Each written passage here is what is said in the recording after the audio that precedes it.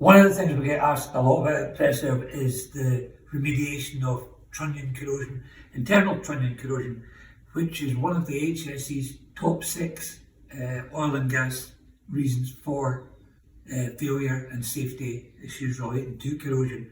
So I want to show you a very simple method. We've created a mock-up here and a piece of pipe we use for wrapping, and we've drilled a 4mm hole to simulate the 4mm hole that's normally found in a trunnion at the 12 o'clock position.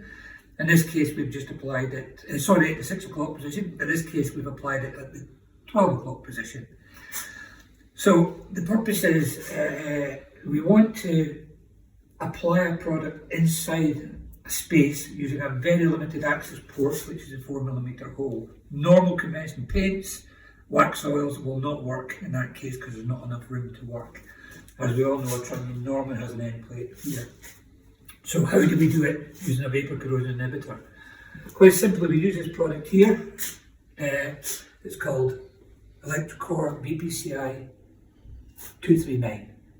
It's a light solvent based vapor corrosion inhibitor designed to protect electrical and metal spaces using a light solvent as the carrier.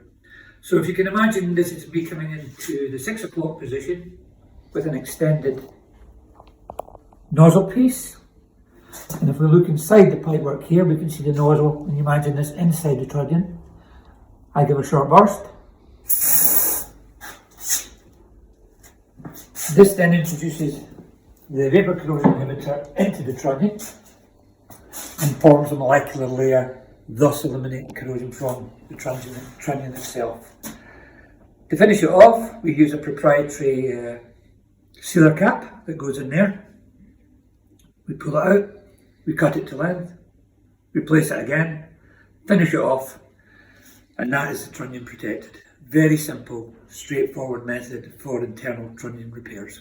Thanks.